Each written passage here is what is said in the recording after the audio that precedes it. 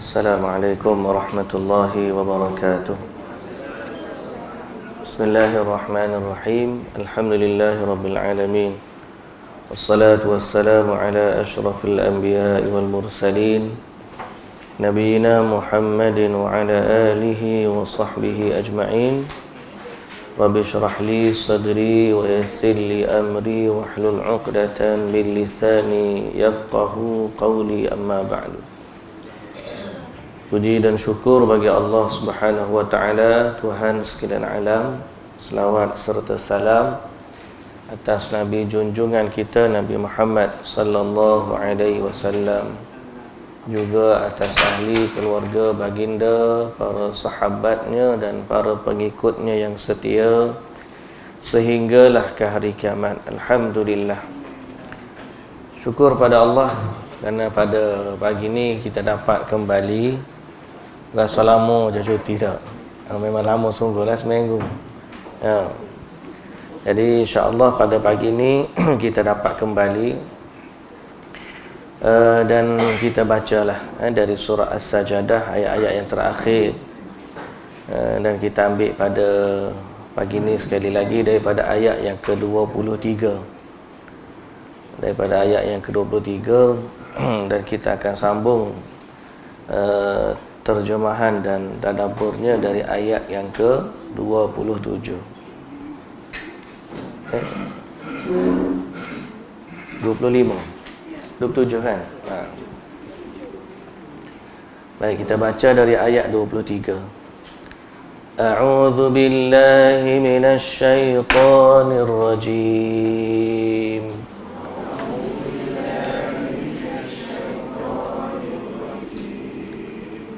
Bismillahirrahmanirrahim.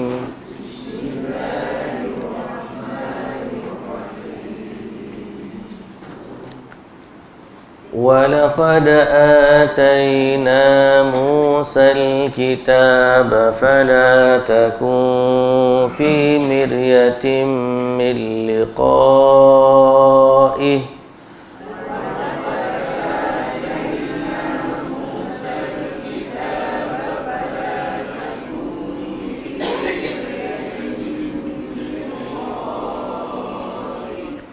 وَجَعَلْنَاهُ هُدًى لِبَنِي إِسْرَائِيلَ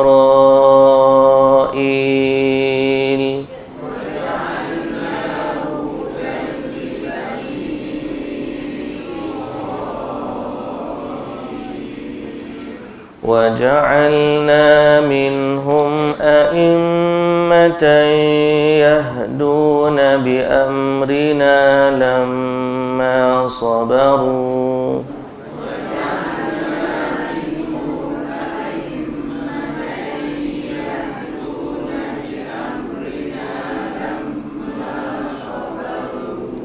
وَكَانُوا بِآيَاتِنَا يُوقِنُونَ.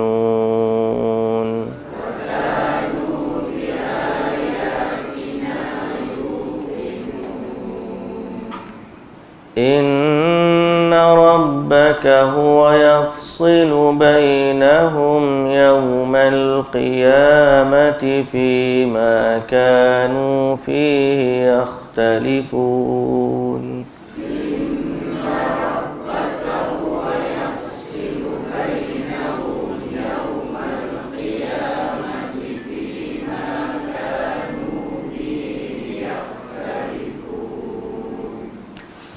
أَوَلَمْ يَهْدِ لَهُمْ كَمْ أَهْلَكْنَا مِنْ قَبْلِهِمْ مِنَ الْقُرُونِ يَمْشُونَ فِي مَسَاكِنِهِمْ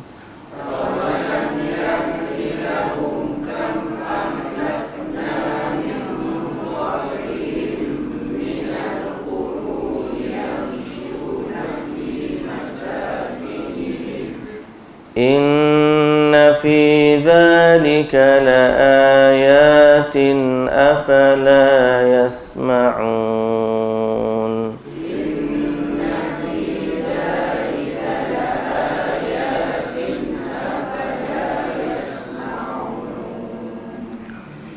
أولم يروا أنا نسوق الماء إلى الأرض الجرز فنخرج به زرعا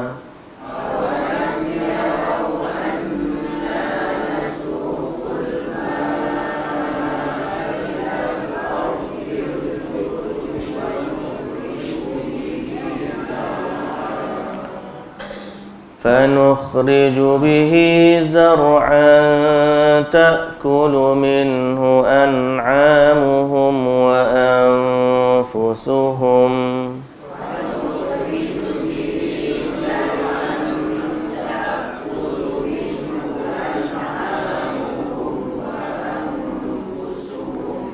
أفلا يبصرون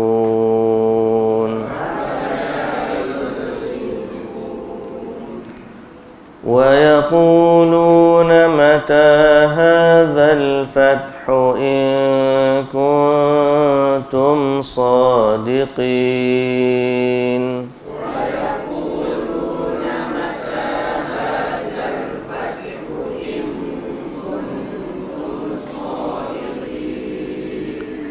قل يوم الفتح لا ينفع الذين كفروا إيمانهم ولا هم ينظرون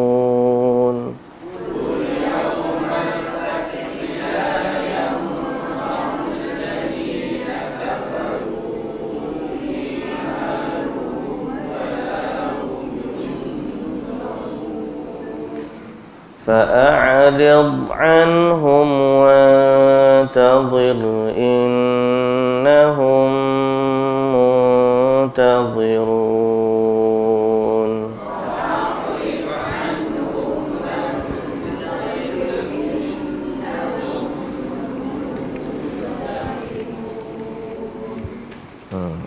Baik.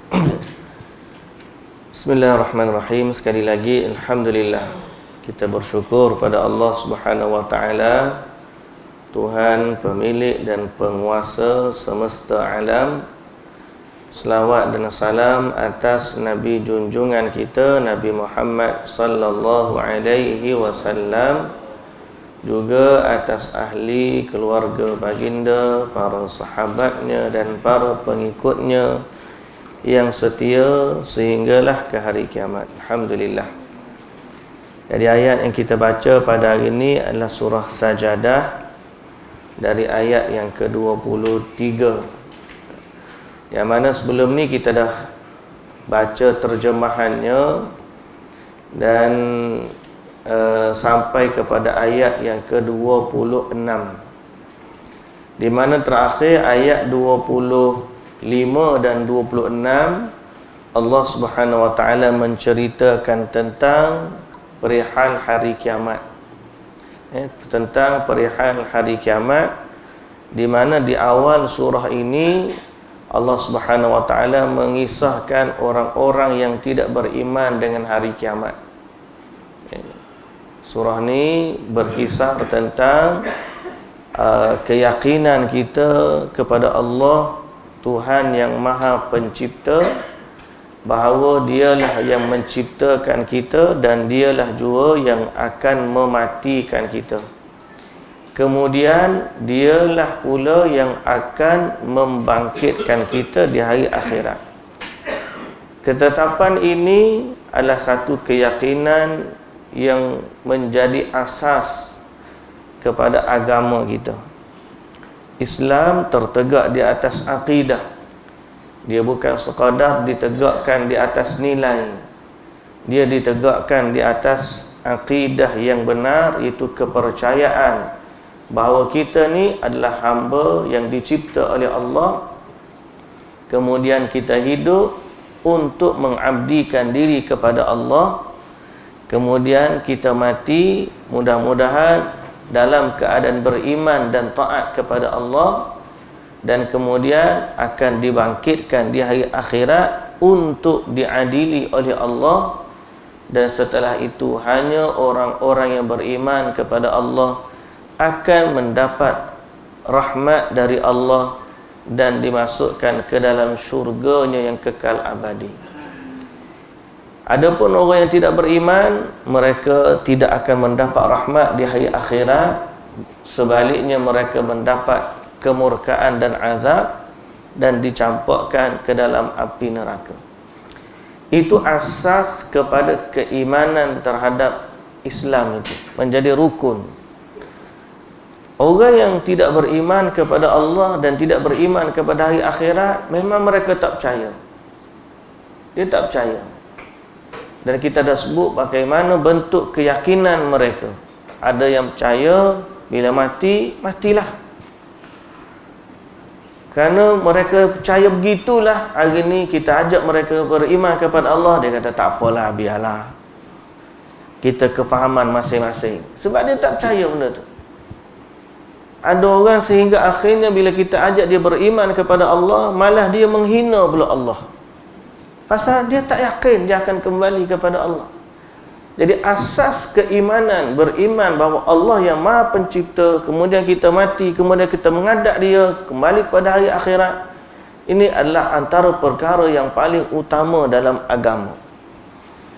Sebab tu agama Islam, sekali lagi saya sebut, kita ni tidak agama Islam tidak dibina hanya di atas amalan-amalan ataupun nilai-nilai semata-mata.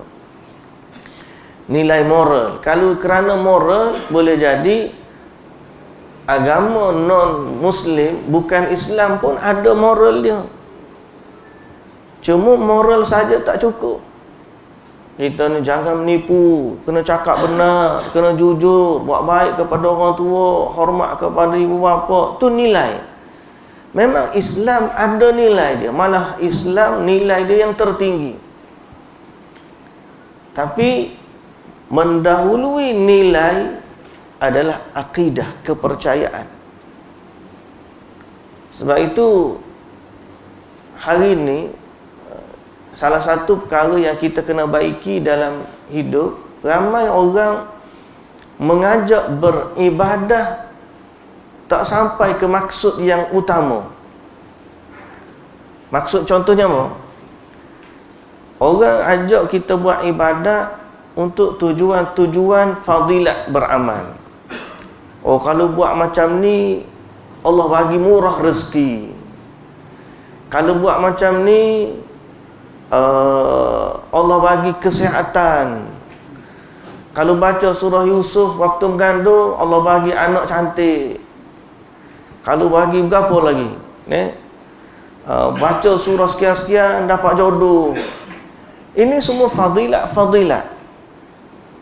Sehingga akhirnya manusia dia suka kepada benda-benda fadilat macam tu.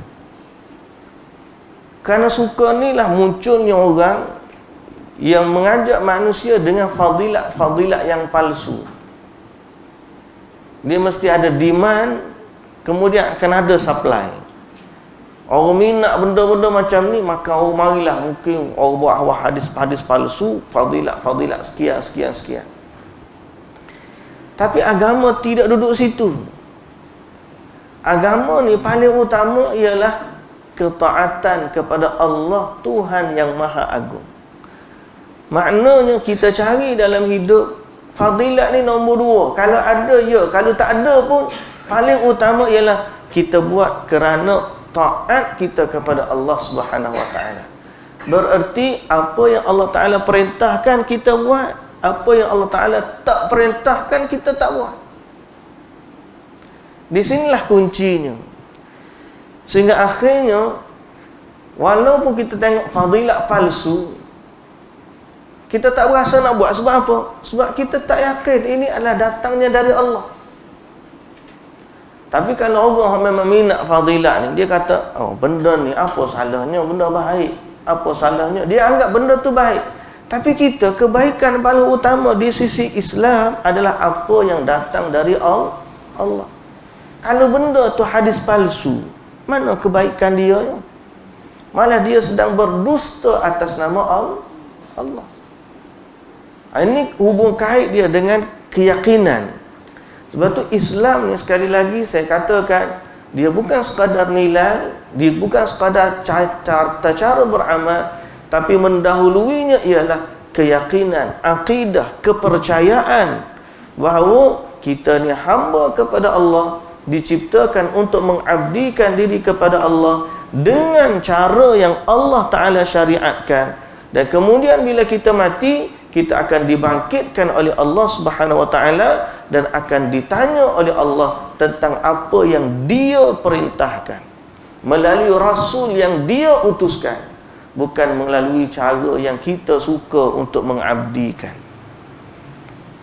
Ini soalnya kefahaman umum berkaitan dengan agama. Jadi keyakinan dengan akhirat ni sebenarnya bukan sekadar percaya gitu-gitu je.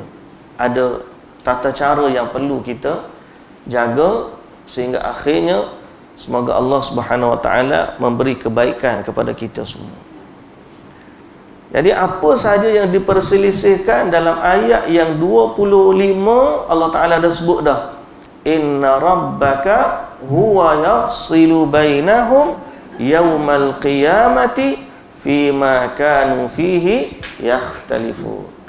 Dialah Allah, sesungguhnya Allah sahajalah Tuhanmu yang akan memutuskan segala yang diperselisihkan. Bila? Pada hari kiamat. Ada kata ada orang kata tak ada, orang ni kata betul, orang tu kata salah. Di hari akhirat nanti Allah akan memutuskan.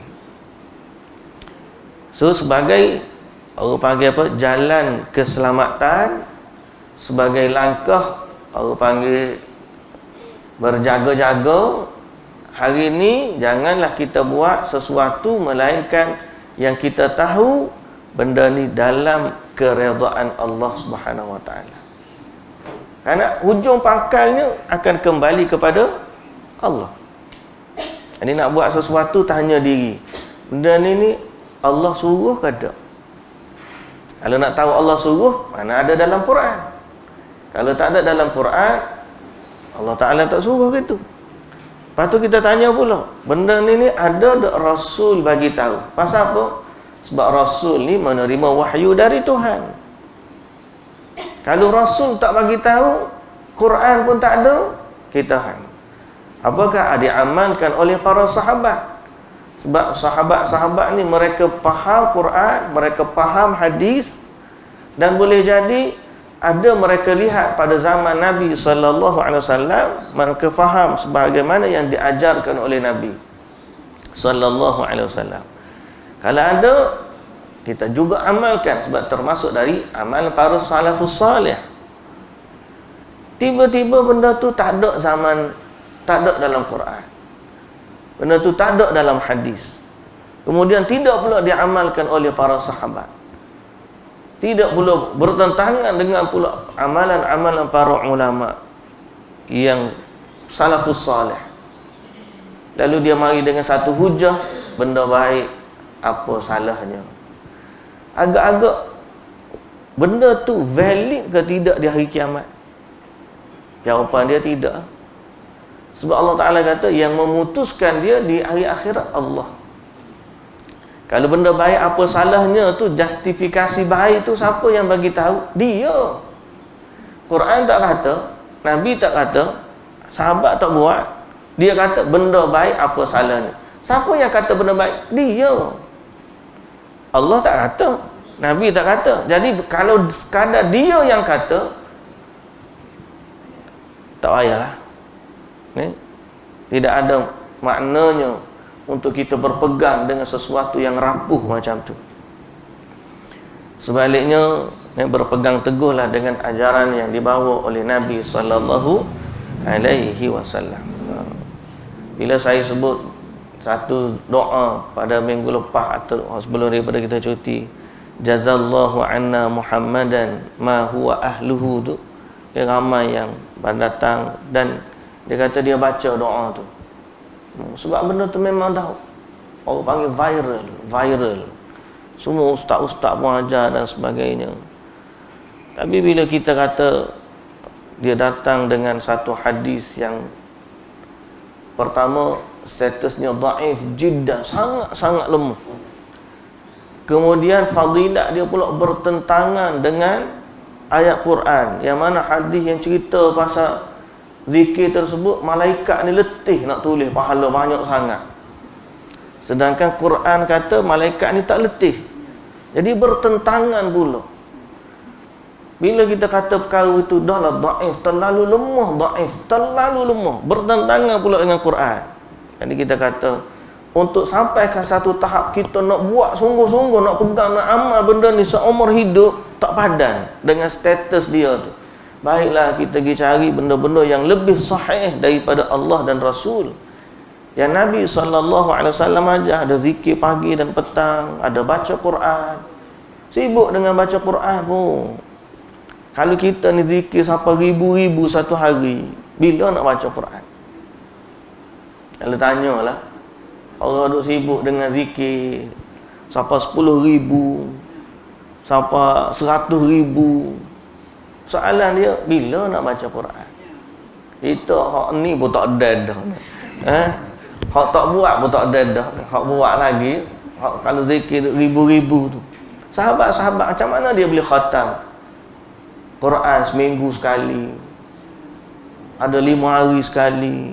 Pasal dia sibuk dengan Quran ni, tidak sibuk dengan zikir-zikir yang tidak syar'i. Quran memang betul-betul confirm dah. Ini bila kata Allah yang akan mengadili kita, apa saja bila kita buat, tolak ukurnya Allah. Kita bukan kata macam tu mendakwa kita ni baik dah. Kalaulah kita tahu amalan kita sendiri masing-masing, malu kita kalau kita ada satu garis panduan, ni dia benchmark amal soleh. Pak kita tengok pula amalan kita, Allahu Akbar, malu berasa. Nasib baiklah orang tak tahu. Dah, wujud orang tak tahu. Tapi sekurang-kurangnya benchmark kita tu ialah apa yang Allah dan Rasul bagi tahu. Bukan yang apa ustaz kita ajar kau, bukan yang kawan kita buat kau, bukan yang kita jumpa sendiri kau, bukan kita rasa kau, sudut emosi kita kau, apa tak lagi. Kalau buat hak ni viral, hak ni tak viral, itu tak ada. Pengikut yang ramai, dia kata ustaz ni betul sebab follower dia ramai, hak ni ustaz ni tak betul sebab follower dia sikit. Itu bukan benchmark di sisi Allah. Aku nak buat ni, aku nak ikut ustaz ni pasal apa? Sebab dia ni viral, ramai follower. Dia kuliah sekali puluh-puluh ribu orang tengok live dia. Hak ni 2-30 orang, ada pun 100 orang, ataupun sikit je. Itu bukan benchmark agama. Agama ni ialah apa yang Allah dan Rasul bagi tahu. Sebab tu kalau ikut benchmark mereka, kalau ramai follower, nescaya Nabi Nuh tak berjaya. Sebab Nabi Nuh ni majoriti orang tak beriman. Hak ramai ni Nabi Muhammad je sallallahu alaihi wasallam, dan juga Nabi Musa. Dalam hadis Nabi sallallahu alaihi wasallam kata, hari akhirat ada Nabi bawa seorang pengikut, ada Nabi bawa 2 orang pengikut, dan ada Nabi tak ada pengikut. Ada Nabi tak ada pengikut. Hak ramai Nabi Musa, Nabi ingat Nabi Muhammad sallallahu alaihi wasallam, ingat kau umat Nabi Muhammad dah, tak lagi. Tengok-tengok di ufuk penuh dengan umat berbilion-bilion umat Nabi Muhammad sallallahu alaihi wasallam. Ramai ni umat Nabi Muhammad, sehingga dia kata tazawwajul wadudal walud fa inni mukathirun bikumul umam yaumal qiyamah. Kamu kahwinlah dengan wanita yang penyayang dan juga mudah beranak, ramai anak. Pasal apa? Nabi kata sebab aku bangga umat aku ramai di hari akhirat. Fa inni mukathirun bikumul umam, aku bangga umat aku ramai di hari akhirat. Yang ramai ni umat Nabi Muhammad sallallahu alaihi wasallam. Ada nabi lain tak ramai pengikut. Jadi kalau kita kata benchmark kita follower yang ramai, maknanya ada nabi yang tak berjaya. Tak begitu. Nabi ni tetap walaupun satu pengikut, dialah yang benar. Kerana benchmark kebenaran bukan pada ramai pengikut, dia adalah pada kita menepati apa yang Allah Ta'ala perintahkan. Itu kepercayaan, akidah kita. Kita percaya macam tu. Buatlah, biarpun kita keseorangan, selama dia ada dalam Quran, selama dia dalam hadis, kita nak buat. Bahkan ada hadis Nabi yang memberi fadilat kepada orang yang menghidupkan sunnah di zaman dia ditinggalkan. Nabi bagi hadis fadilat satu sunnah di waktu dia ditinggalkan. Semalam kebetulan ada satu, saya baca buku kecil bahasa Arab tentang sunnah-sunnah yang ditinggalkan. Banyak benda-benda yang sunnah kita kata, yang sebelum ni pun kita dah baca dah, cuma nak sebutnya ramai orang meninggalkan dia. Maka fadilat Nabi sallallahu alaihi wasallam kata tentang satu sunnah yang ditinggalkan, okay? Seperti doa Nabi, seperti hadis Nabi, man da'a ila huda kana lahu minal ajri mithlu ujuri man tabi'ahu.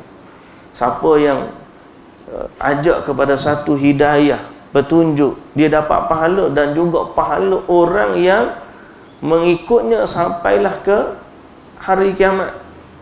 Sehingga para ulama hadis suka mengetengahkan sunnah-sunnah Nabi agar sunnah-sunnah yang mati ini dihidupkan kembali dan diamalkan oleh pengikut ataupun umat Nabi sallallahu alaihi wasallam. Ada hadis yang cerita tentang fadilat menghidupkan sunnah waktu zaman dia ditinggalkan, pahala mereka menyamai pahala 50 orang sahabat. Fadilat ni keutamaan. Jadi kita kata biarlah kita ni bersendirian, tak ramai, tapi selama kita tahu ini ada dalam Quran, ini ada dalam hadis, ini diamalkan oleh para sahabat radhiyallahu anhum ajma'in, maka kita berpegang dengannya. Dan kita nak ajarkan kepada masyarakat agar Islam zaman Nabi dulu kita nak kembalikan dia, dan kita nak suruh masyarakat dan orang-orang kita umat Islam faham tentang Islam yang sebenar. Tambah pula kita hidup di zaman ni, zaman dia panggil penafsiran Islam mengikut kacamata mereka sendiri. Dia namakan sebagai Islam liberal. Islam liberal. Apa maksud liberal? Liberal ni maksud apa liberal? Nak kata moden pun ya, liberal orang yang bebas. Jadi tak terikat dengan Islam gaya dulu, sehingga dia kata itu Islam untuk orang Arab. Kita ni kena liberalkan Islam mengikut masa kini.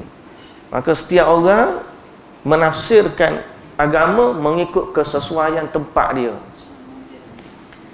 Dah dia modernkan dia Islam moden.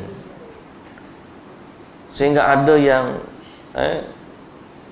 menyatakan tahap satu malam kita baca kitab tu, ada yang kata Quran pun dia dah tafsir mengikut orang panggil gaya liberal dia. Sampai satu semalam contoh, dia kata Islam ni sebenarnya bukan mengharamkan apa LGBT. Yang salah tu ialah cara buat yang tak betul. Allah Ta'ala hukum tu sebab cara tak betul, tapi bukan masalah benda tu tak boleh, cara mereka buat tu tak betul. Dia bawa kepada pemikiran macam tu. Akhir sekali muncullah orang-orang Islam yang menghalalkan apa yang Allah haramkan atas nama ia adalah keperluan masa kini. Ada orang kata juga dalam bab kahwin, dia kata dulu Islam ni tak boleh kahwin dengan orang kafir sebab masa dulu Islam ni perang dengan orang kafir. Jadi tak boleh nak kahwin dengan musuh. Anak tu tak kenal hak mana musuh, hak mana kawan. Jadi zaman lah ni tak ada dah peperangan antara Islam dengan kafir. Kita nak duduk harmoni dah. Jadi dah boleh kahwin antara rentas agama. Ini antara pemikiran-pemikiran Islam liberal. Kita kata benda ni kita tolak. Pasal apa? Islam yang benar pada kita ialah Islam yang ada zaman Nabi sallallahu alaihi wasallam. Sebab apa? Sebab Islam yang benar ialah Islam yang ada dalam Quran, Islam yang ada dalam hadis yang diajarkan oleh Nabi sallallahu alaihi wasallam kepada para sahabat. Mendahuluinya adalah akidah kepercayaan, kemudian amal ibadah dan juga nilai-nilai akhlak yang mesti bertepatan dengan Al-Quran dan juga As-Sunnah. Okey? Jadi bila ayat inna rabbaka huwa yafsilu bainahum yaumal qiyamati fima kanu fihi yakhtalifun, kita kata Allah lah yang akan mengadili kita semua pada hari akhirat kelak pada apa sahaja yang diperselisihkan. Tentang agama kita selisih dah, hari akhirat hanya agama yang benar akan dinilai oleh Allah, akan diterima oleh.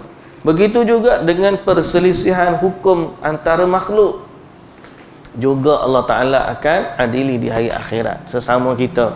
Siapa betul, siapa salah, siapa menipu, siapa benar, siapa yang zalim, siapa yang baik, semuanya akan diadili oleh Allah Subhanahu wa Ta'ala. Okay? Sampai ke dalam hati manusia sekecil-kecil benda yang dalam niat manusia pun Allah Ta'ala nilai. Ya'lamu kha'inatal a'yuni wa ma tukhfis sudur. Baik, kemudian Allah Subhanahu wa Ta'ala peringatkan dalam ayat 26 pun kita dah baca sebenarnya tentang Allah nak bagi contoh bagaimana Allah menghapuskan dan mematikan manusia. Di mana adanya kampung-kampung tamadun yang dahulu hebat akhirnya binasa. Jadi jangan sangka kita ni moden kita tak akan binasa dah. Firaun pun moden juga hancur. Kaum 'Ad irama dzatil imad allati lam yukhlaq mithluha fil bilad. Alam tara kaifa fa'ala rabbuka bi'ad. Siapa dia 'Ad? Kaum Nabi Hud. Mereka ni duduk mana? Di Iram, satu tempat nama Iram. Iram ni apa yang ada dekat Iram? Bukan Iran, Iram. Apa yang ada di Iram? Dzatil imad, memiliki bangunan-bangunan yang tinggi. Allati lam yukhlaq mithluha fil bilad, yang tidak pernah dibina sepertinya dalam negeri. Iram ni satu tempat yang hebat, moden, kuno, bangunan yang ada tinggi yang tidak pernah dicipta orang sebelum daripada ni. Tapi kalau kita tanya mana Iram dah ni, kita pun tak tahu. Pasal apa? Sebab Allah dah azab mereka dan Allah hapuskan mereka, tak tahu mana kita. Jadi adanya negeri-negeri yang Allah dah binasakan, walaupun mereka memiliki kekuatan, kehebatan, ilmu, tamadun. Sebab apa? Sebab mereka tidak beriman kepada Allah. Jadi awalam yahdilahum kam ahlakna min qablihim minal qurun yamshuna fi masakinihim. Dan ada setengah-setengah tu mereka lalu pun tempat tu. Lalu tengok tempat tu. Dulunya ramai makmur, akhirnya tak ada orang. Jadi satu ibrah kepada kita. Apa dia? Bagaimana Allah berkuasa mematikan sesuatu dan menghapuskannya secara terus dari muka bumi. Itu dalam kekuasaan Allah. Allah boleh saja. Okay, ayat yang kita nak baca hari ni, baru nak sampai ayat pasal cuti lama, okay? Mukadimah dia panjang. Takut-takut tak ingat dah kita baca dulu, kan? Memang tak ingat dah sungguh pun. Bukan takut-takut lagi dah, memang sungguh pun. Kalau tak flashback balik, ustaz pun tak ingat kadang-kadang. Jadi apa hubung kait ayat 26 yang kita 27 yang kita nak baca hari ni? Sekuen tu sekarang ni Allah Ta'ala cerita tentang kiamat. Allah cerita tentang bagaimana di hari akhirat dialah yang akan memutuskan urusan, dan dia bagi hujah bagaimana dia berkuasa mematikan.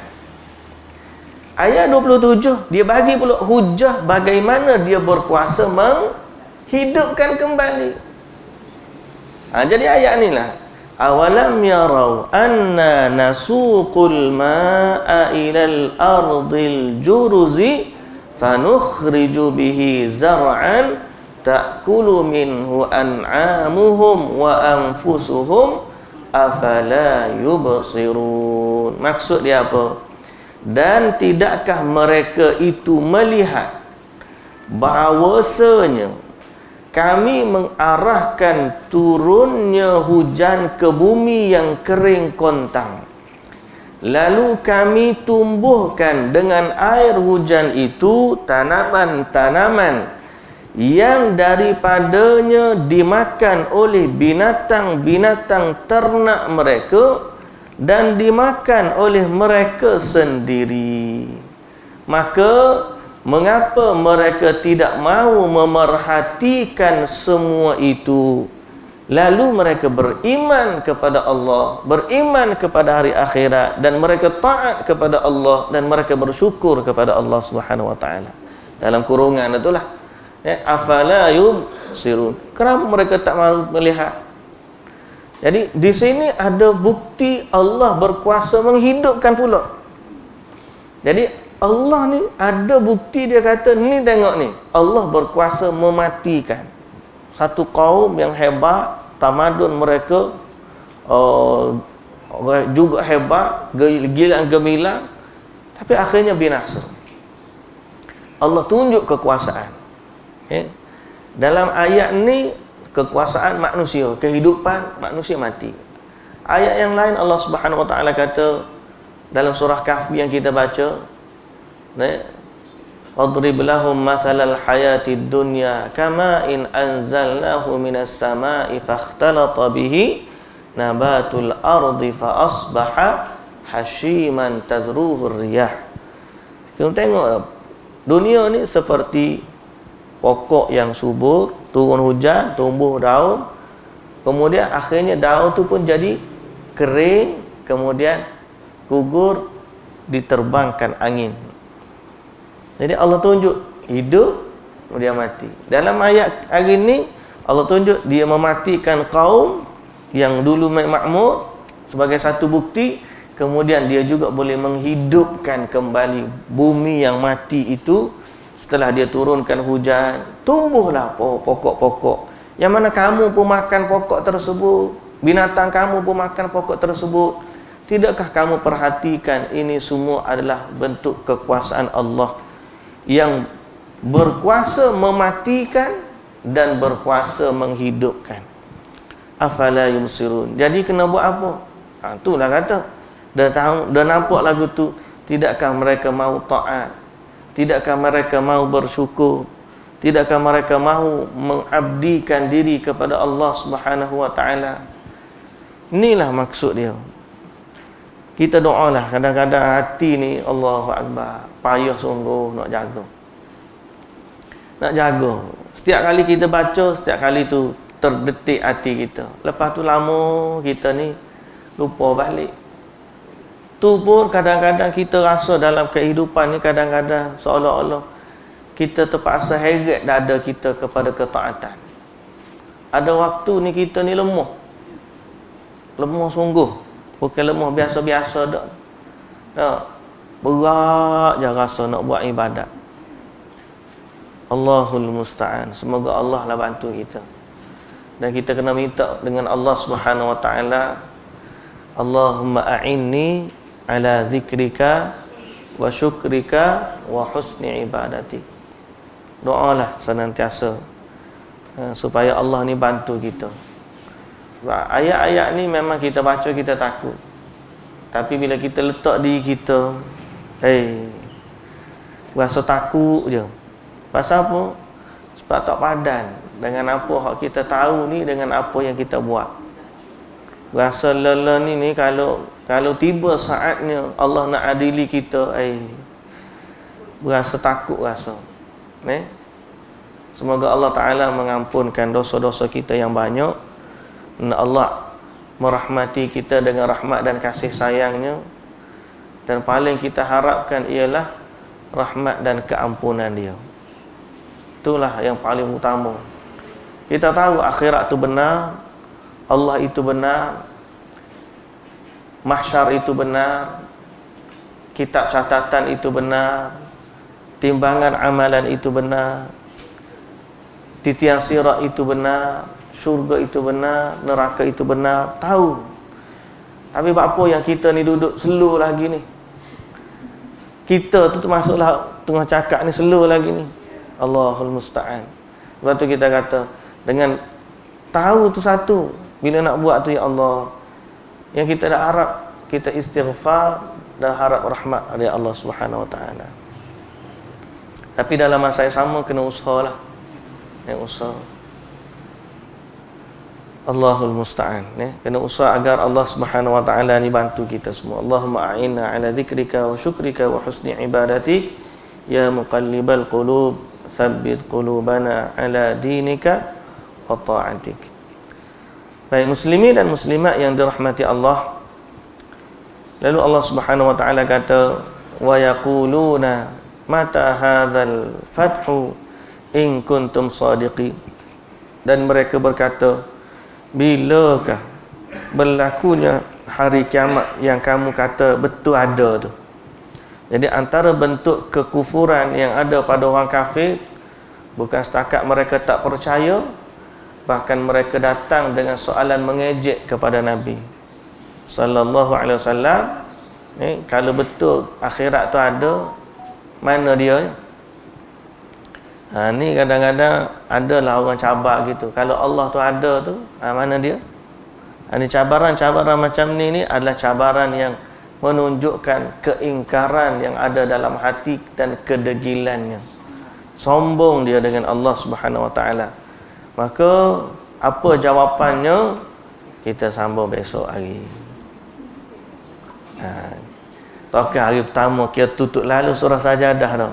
Korang-korang esok 2 hari tu baru khatam surah Sajadah. Adalah nak sambung pula surah lain tu, sempatlah dulu nak menapah.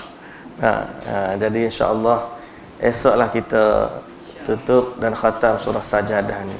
Insya-Allah barulah hari Rabu ni sedap buat pulut kuning kalau nak buat. Wallahu ta'ala alam. Subhanakallahumma wa bihamdika asyhadu an la ilaha illa anta astaghfiruka wa atubu ilaik. Aqulu qawli hadza wa astaghfirullahal azim li wa lakum. Assalamu alaikum warahmatullahi wabarakatuh. Amin.